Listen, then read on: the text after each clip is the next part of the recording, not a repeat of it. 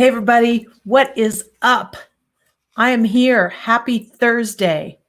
Where I live, they used to, before we all had to do this whole pandemic thing, they used to have a crazy bike ride every Thursday, and people would wear like huge sombreros, and they'd like put neon, like fiber optic strips on their bike, and they all like ride around and ring their bells and yell "Happy Thursday" to everybody. And I always wanted to do that, but now nobody's doing it because germs. So today we're going to talk about scaling your small business. Ooh, so I'm going to do this so the light doesn't reflect in my glasses. So we talked last time about getting your numbers together, right? We talked about knowing what was happening in your business. Like if you have a real business, you need to be doing that anyway and on a regular basis. And I know it's so busy. It's so easy to get busy with working in your business. And they say, you should work on your business, not work in your business. Still true. Still true. So once you get together those numbers, you will see the beauty of data. And this is why people geek out on data, right? Because it can be very useful in life. It's not law, but I don't know if you know anything about what's that called?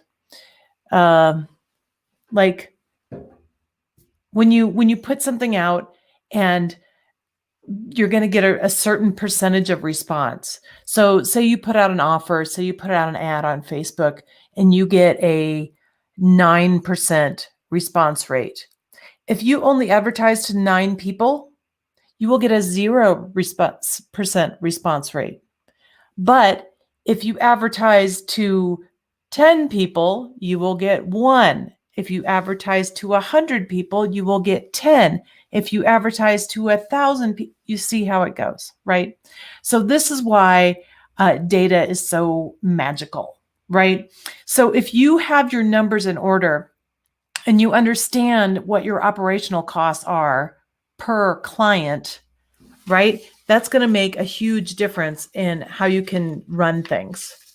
And I have notes here and they're falling apart. They're just twirling around and falling all over the place. So I'm just going to do that.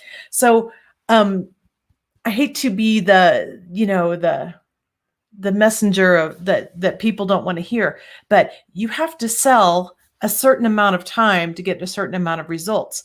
And the problem is, particularly with the very small businesses, is that you only have a certain amount of time to sell, and the rest of the time you're servicing your clients.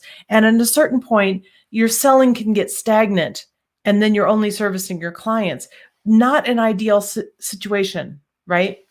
So take your numbers and look at, so we want to do this by averages, right? Obviously, you have some clients that need a lot from you. They spend a lot with you.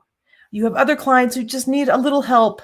They just spend a little bit, right? What we want to do is find the average, right? The average cost and return per client. It's hugely, hugely important for you, like in the long run, right?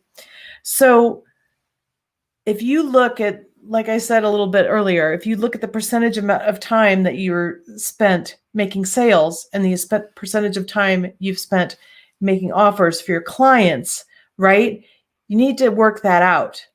And when you get to a certain point,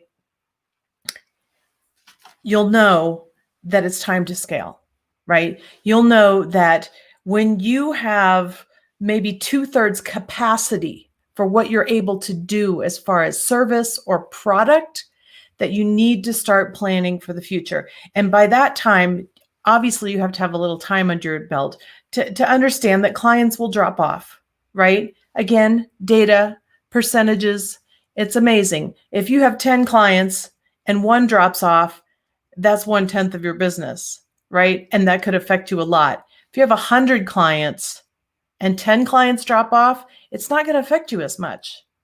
So, right? If you start thinking of things in this way, it can become almost like a game, right? A profitable game, which is what we want. So that's my tip for today. And I will see you tomorrow. I've got a lot on my plate this week. So I will check in tomorrow with kind of a weekly review. And as always, if you have a small business and you need help, we have 353 free business resources on our site, spylabs.com. It's free to download. They're all free to use. They're things like stock photography, fonts, free website hosting, free customer service tools, free team building tool. I'm not team building, team management tools, time tracking tools, all kinds of stuff that are super useful. And a lot of them have, if you need to get more into the features, they have a paid version as well, but they all have a free version. So check it out. It's at spylabs.com, and we will see you tomorrow.